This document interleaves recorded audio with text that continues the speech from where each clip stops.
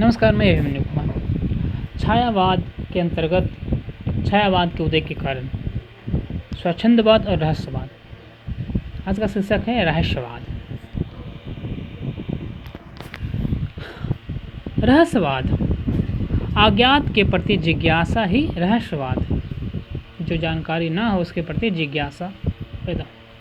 रहस्यवाद वह तीव्र भावनात्मक संबंध है जो किसी अव्यक्त अज्ञात सत्ता के प्रति पैदा होती है। रहस्यवादी व्यक्ति अपने अमूर्त प्रिय की विरह में बेचैनी भी महसूस करता है तथा मिलन के तीव्र उत्कंठा भी उसे उद्वेलित करती रहती है। छायावाद में ऐसी कई कविताएं दिखाई देती है जिसमें किसी न किसी रूप में रहस्यात्मक या धुंधलापन मौजूद है।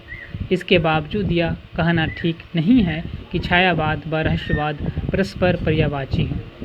छायावादी काव्य का एक अंश ही रहस्यात्मक है जो महाकवि व पंत के काव्य में मिलता है।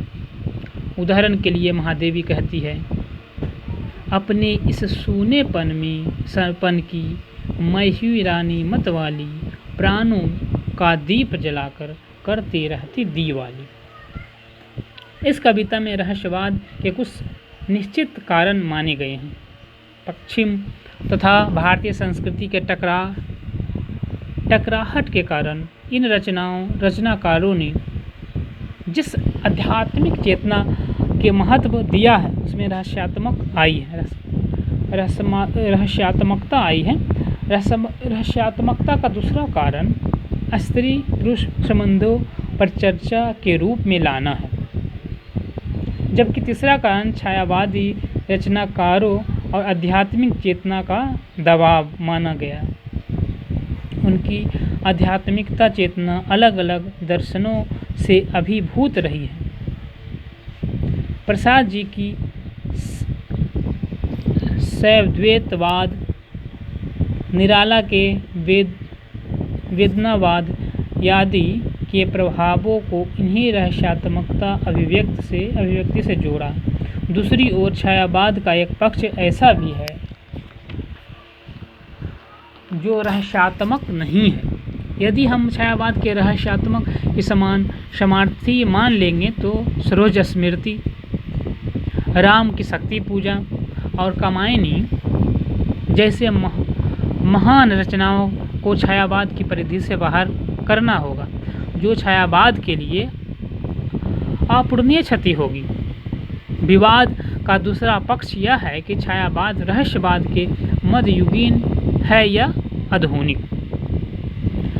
मध्ययुगीन रहस्यवाद के ईश्वर या अज्ञात सत्ता के प्रति उन्मुख होता है। संप्रदाय के विशेष की विचारधारा के आधार पर आधारित होता है। उसमें साधक के मन में प्रायः दीनता का भाव बना रहता है तथा वह किसी निश्चित साधना पद्धति के आधारित होता है। इस दृष्टि से देखें तो छायावाद का रहस्यवाद किसी भी प्रकार का मध्यकालीन नहीं ठहरता। महादेवी के कुछ गीतों में ईश्वर के प्रति रहस्यात्मकता के भाव दिखाई देते हैं, पर छायावाद रहस्यवाद मध्यकालीन नहीं है। रहस्यवाद के ये अंश अलौकिक या आध्यात्मिक होकर भी मध्ययुगीन नहीं है, क्योंकि इसमें दीनता का भाव, साधना का आग्रह तथा सांप्रदायिक विचारधारा का स्पष्ट अभाव है। महादेवी वर्मा कहती है, जब असीम से हो जाएगा मेरी लघु सीमा का मेल, जब असीम से हो जाएगा मेरी लघु सीमा का मेल, देखोगे तब देव अमरता खेलेगी मिटने का खेल। छायावाद रहस्यवाद का मुख्य अंश अलौकिक है। यह रहस्यात्मकता मूलतः दो कारण से उपजी है। प्रथम, इन कवियों के प्रचलित सामाजिक परंपराओं का निषेध किया है, किंतु उनके ठोस विकल्पों का निर्माण ये नहीं कर सके हैं। ऐसे में तीव्र जिज्ञासा इन्हें प्रश्नातुर बनाती है और समाधानों का अवसर इन्हें रहस्यवादी बनाता है। दूसरे छायावाद कवि प्रेम रहित अपने व्यक्तित्व के सभी पक्षों को व्यक्त करना चाहती है। रहस्यवाद में कहीं कहीं साधनात्मक रहस्यवाद की अनुगूंज भी सुनाई देती है। साधनात्मक रहस्यवाद गोरखानाथ की परंपरा में विकसित हुआ रहस्यवाद है, जिसमें अंतः साधना के माध्यम से षष्टचक्र भेदन की प्रक्रिया पूर्ण होती है। ध्यातत्व है कि छायावाद में यह रहस्यवाद सिर्फ प्रतीकात्मक अर्थ में ही है, इसका कोई विशेष महत्व नहीं है।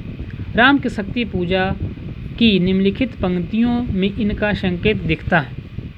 कम क्रम से पार हुए राघव के 5 दिवस, चक्र से चक्र मन चढ़ता गया ऊर्ध्व निर्लस।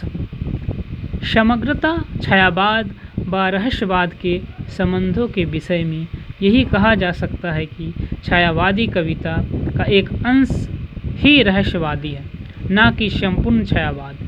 जो अंश रहस्यवादी है उसका एक पक्ष अलौकिक रहस्यवाद का है, किंतु यह मध्ययुगीन रहस्यवाद की अन्य विशेषताओं को धारण नहीं करता है।